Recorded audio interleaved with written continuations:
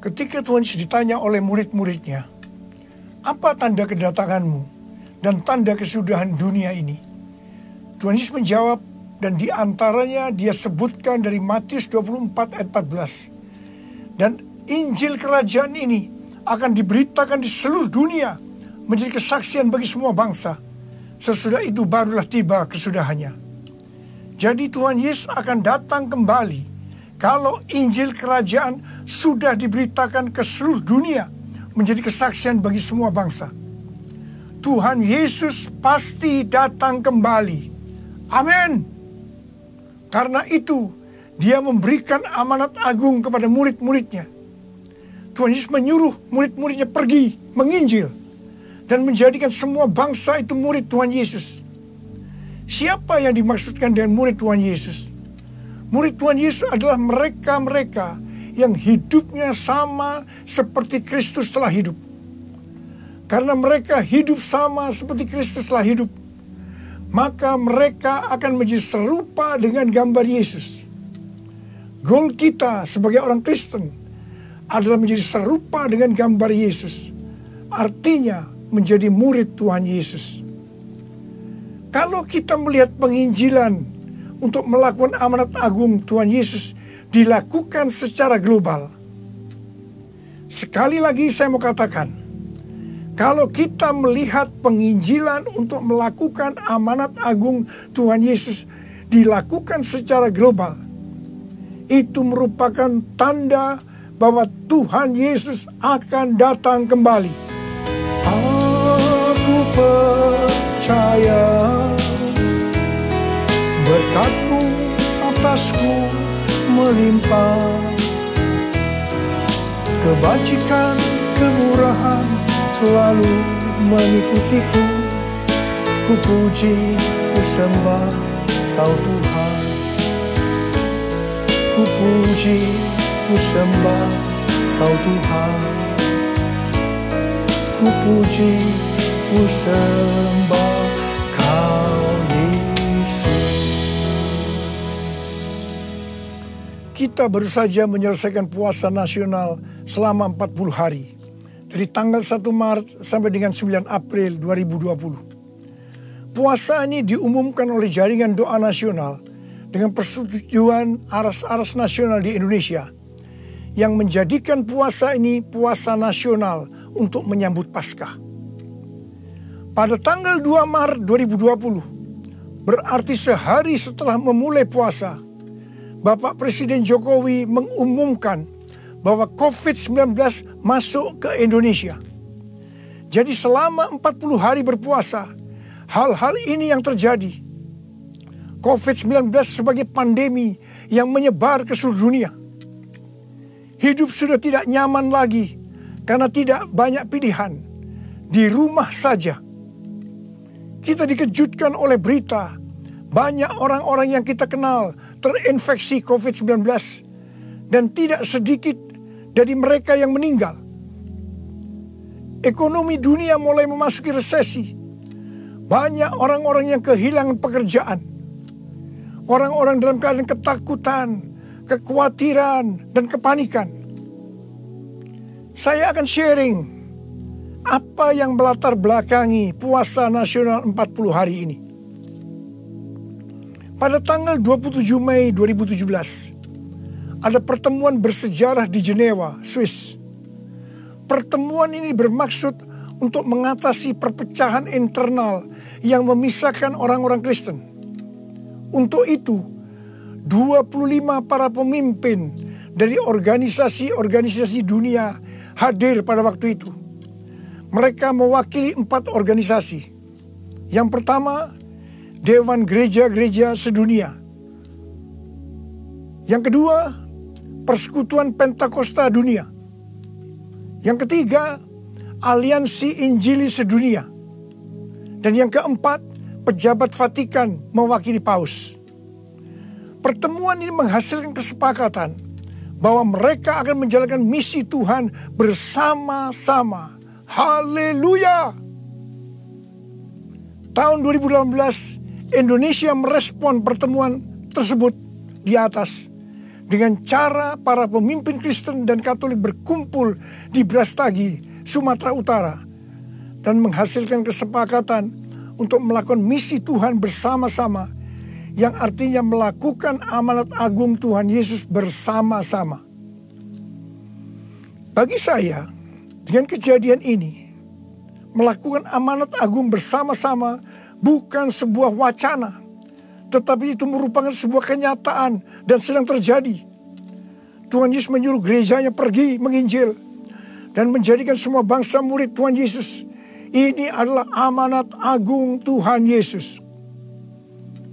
Pada bulan Januari 2020, para pemimpin gereja berkumpul lagi untuk membahas bentuk konkret dari melakukan amanat agung bersama-sama. Para pemimpin yang hadir dalam pertemuan itu tersentak ketika saya bersaksi bahwa saya diundang ke Brasil untuk acara The Sun Brasil karena ada kegerakan anak-anak muda yang fenomenal. Untuk acara The Sun Brasil ini, mereka menyediakan satu stadion di Sao Paulo dengan kapasitas sekitar 80.000 orang. Pada waktu tiket dijual, kurang dari 6 jam tiket terjual habis. Dan waiting list sangat banyak. Mereka kaget dan menyiapkan stadion kedua di Sao Paulo. Tiket stadion yang kedua habis terjual sekitar 3 hari. Dan masih banyak yang waiting list. Akhirnya mereka mencari stadion yang ketiga di Brasilia, ibu kota Brasil. Jumlah anak-anak muda yang hadir sekitar 180.000 orang dengan umur rata-rata 24 tahun. Acara The Sun Brasil diadakan pada tanggal 8 Februari 2020 dari jam 10 pagi sampai jam 10 malam selama 12 jam non-stop. Pujian, penyembahan, dan khotbah saling bergantian. Terjadi kebangunan rohani yang fenomenal di antara anak-anak muda. Saya ke sana untuk mengimpartasikan Pentakosta yang ketiga. Setelah kami semua mendengar kesaksian tentang Brasil ini, maka bentuk konkret apa yang akan kita lakukan untuk melakukan amanat agung ini diputuskan setelah saya pulang dari Brasil. Ketika di Brasil, saya bertemu dengan para pemimpin Kristen dan kita semua sepakat bahwa Indonesia dan Brasil akan dipakai Tuhan untuk memimpin gerakan anak-anak muda. Haleluya! Setelah pulang dari Brasil, saya mendapatkan 2 hal yang akan kita lakukan ke depan. Yang pertama, gerakan ini akan dimotori oleh anak-anak muda. Yang kedua, kita harus puasa selama 40 hari.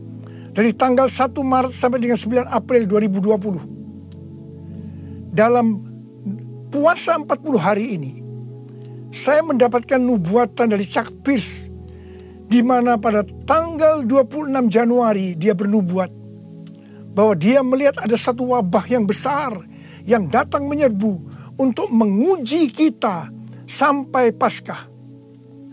Apa yang saudara rasakan selama puasa 40 hari ini?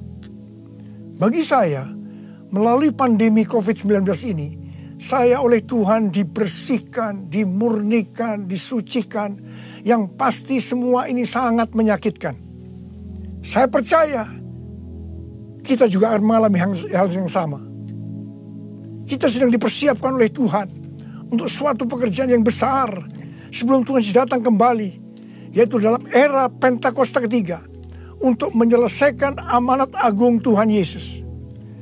Saya akan mengajak saudara untuk melanjutkan puasa ini dari tanggal 10 April sampai 28 Mei 2020. Cindy Jacob bernubuat dalam acara Global Communion Service bahwa dari Paskah sampai peringatan hari Pentakosta, Tuhan akan mempersiapkan gerejanya untuk memasuki Pentakosta ketiga, di mana akan terjadi penuaian jiwa yang luar biasa. Mujizat-mujizat akan terjadi di seluruh dunia. Kesembuhan juga terjadi luar biasa. Pohon-pohon yang berbicara tentang bangsa-bangsa akan digoncang-goncang. Dan buah dari pohon itu, yaitu tuaian, akan jatuh. Dan dikatakan, jangan sampai buah itu membusuk. Chuck Pierce juga bernubuat bahwa dengan tuntunan Tuhan selama 49 hari, dari Paskah sampai Pentakosta, kita harus mendeklarasikan kemenangan. Kita memasuki peperangan rohani melawan iblis.